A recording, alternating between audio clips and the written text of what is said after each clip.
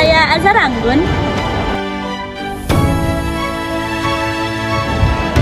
Saya Stefania Rahmadani. Saya Lady Sarma Syafitra.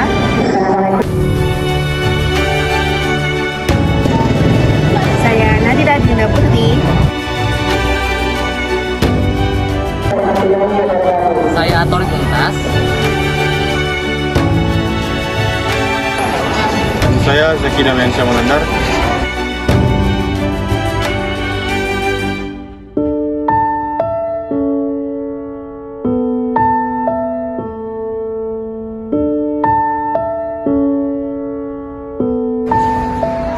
Assalamualaikum warahmatullahi wabarakatuh.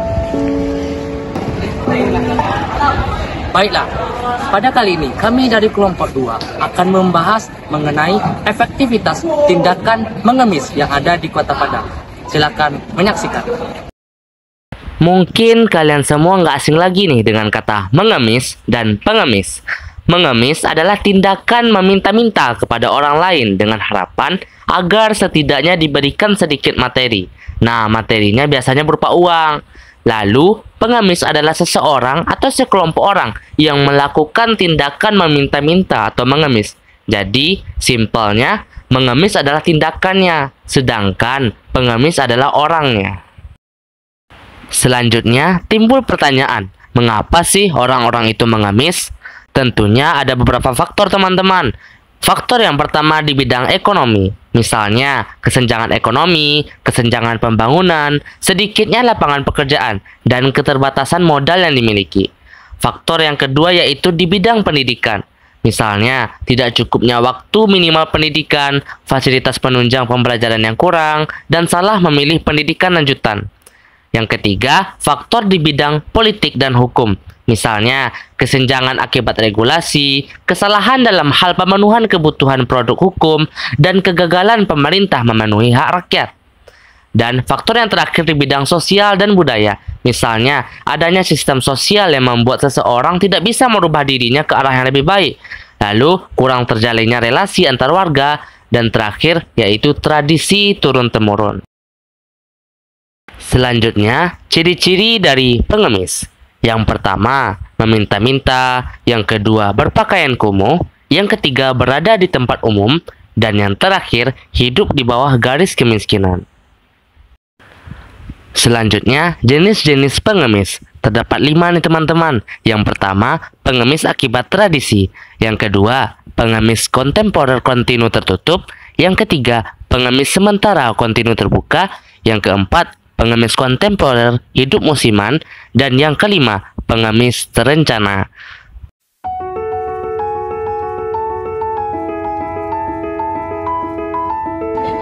Kemerosotan moral merupakan akibat dari adanya ketimpangan sosial.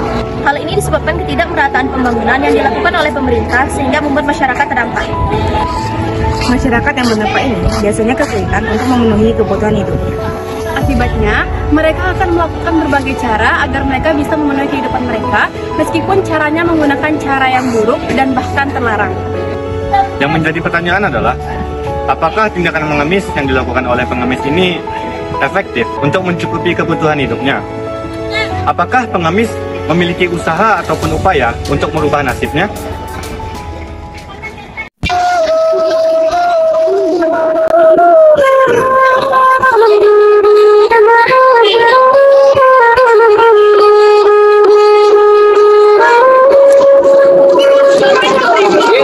Sebelumnya kami dari mewacanakan nama kita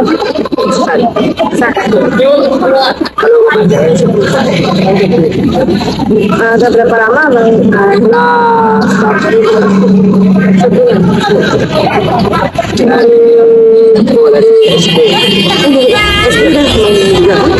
SD berarti sekolah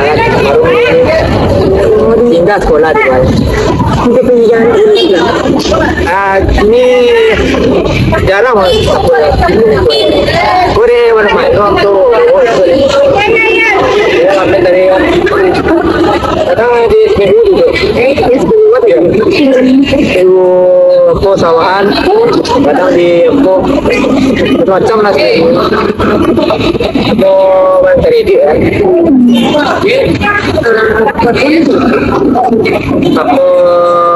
Aku kayak laki-laki yang tinggal dua di rumah ini masih keluarga rumah aku masalah aku ini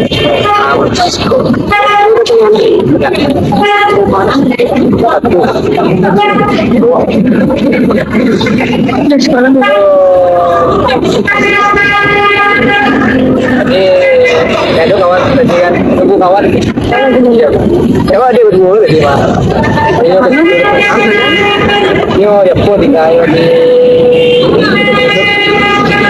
itu aku tertarik kok berdua itu dari jam 10 jam 5 itu Apa gimana? kalau dia pun di sana Jauh.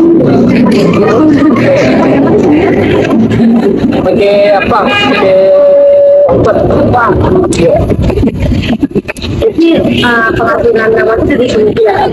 Kadang rauk dari barang bekas. Kalau barang bekas itu kadang pakai 82 bilang saya. Dia dari itu dia ambil satu kan.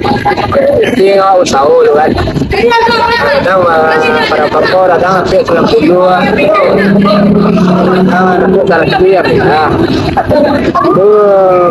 Kadang mengadu juga.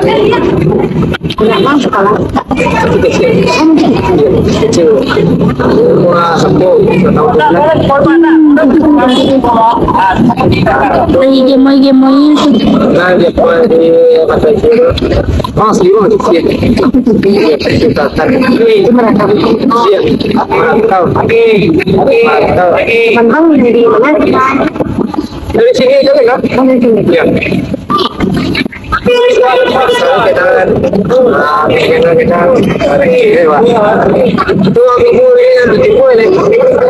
Ya surau loh.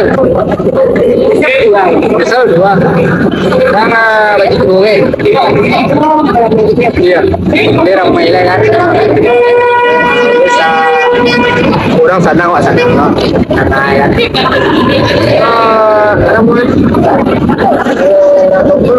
Aku berada di rumah mainkan ya. Ya dulu story. Apa akan ada anak-anak itu juga kamu ke depan? Kalau tak nak lah. Kerja tu ya awak ya. Awak saya sekolah ya. Tak jalan lah. Memang awak itu kalau awak bisa ikut tu. Jadi apa dari sana untuk sekolah ini? Ya sekolah nak. Terima kasih ya bang. Assalamualaikum warahmatullahi wabarakatuh. Perkenalkan, saya Zaki Damian Syamunandar dari kelompok 2 ingin mewawancarai seseorang untuk bertanya seputar upaya yang dapat dilakukan untuk mencegah peningkatan jumlah angka pengemis yang ada di Kota Padang terkhususnya. Di sebelah saya kali ini ada saudara Aksa. Oke. Jadi perlu saya sampaikan kepada Anda bahwasanya pengemis merupakan suatu tindakan meminta-minta kepada orang yang dirasa memiliki materi yang lebih. Nah, biasanya yang meminta-minta ini kan mereka yang memiliki kebutuhan yang kurang gitu kan. Nah, terkadang mereka yang mengemis ini menggunakan cara-cara yang terlarang ataupun cara-cara yang buruk, seperti misalnya memaksa ataupun menggunakan cara-cara yang dilarang seperti misalnya mencuri. Sekarang saya ingin bertanya kepada saudara Aksa mengenai upaya-upaya apa saja yang dapat dilakukan oleh kita terutama sebagai pelajar ataupun sebagai pemerintah. Pertanyaan saya yang pertama, menurut pandangan Aksa, apakah emis atau mengemis termasuk tindakan yang benar? Kemukakan alasan saudara apapun itu. Menurut saya pribadi, mengemis itu tindakan yang bisa dibilang tindakan yang tidak patut lah untuk kita tiru ataupun tindakan yang berketimpangan. Karena begini, kita ini kan ada orang yang mempunyai material tinggi itu karena suatu usaha, yaitu diperolehnya. Sementara dengan mengemis kita meminta itu berarti kita hanya mengharapkan hasil dari orang, berarti tidak berjuang sendiri. Nah, menurut saya mengemis ini harusnya tidak boleh dilanjutkan lagi, karena ini adalah budaya lama yang tidak baik gitu. Karena dengan pemikiran seperti mengemis, meminta kepada orang itu membuat kita tidak maju ataupun membuat kita terbelakangi dengan orang lain yang terus berusaha dan berjuang untuk mendapatkan hasil terbaik mereka. Sementara kita yang saat ini mengemis hanya mengharapkan hasil dari upaya orang tersebut. Jadi kalau menurut saudara Aksa, itu merupakan cara yang lama jika kita bergantung dengan harta orang lain. Terus ada beberapa pengemis yang tidak ingin merubah nasibnya, seperti misalnya ya mereka menerima nasibnya seperti ini. Ya saya memang sudah ditakdirkan oleh Tuhan sebagai orang yang miskin, jadi ya saya tidak perlu berusaha untuk merubah nasib saya. Menurut Aksa, pandangan Aksa sebagai manusia lah intinya, menurut terhadap pandangan yang saya buat tadi, itu cocok atau tidak? Kalau menurut saya sendiri, itu karena kebiasaan kita yang pasrah kepada apa yang ada. Karena kita itu orang yang sangatlah menerima nasib gitu. Dari sejarah aja kita udah bisa lihat, pas kita dijajah dulu aja kita hanya pasrah kepada penjajah kita. Nah, dengan kayak budaya ini berlanjut, kita dengan pasrah dan tidak mau berusaha dan menganggap bahwa Tuhan telah menakdirkan kita seperti ini, padahal kita sebenarnya bisa berubah asalkan kita mau dan ada niat, maka Tuhan akan bantu kita. Jadi menurut saya kebiasaan mengemis-ngemis ini sudah terbawa sejak zaman-zaman dahulu, namun belum diperbaiki ataupun belum dikoreksi untuk maju ke budaya yang baru. Menurut saya ini adalah masalah dalam kurangnya adaptasi di berbagai sektor kehidupan kita sebagai manusia secara sosial. Baik, terima kasih. Selanjutnya pertanyaan yang ketiga. Jika Aksa menjadi seorang eksekutor, pihak eksekutor atau pemerintah, apa yang Aksa lakukan untuk mengurangi jumlah pengemis yang ada di Indonesia?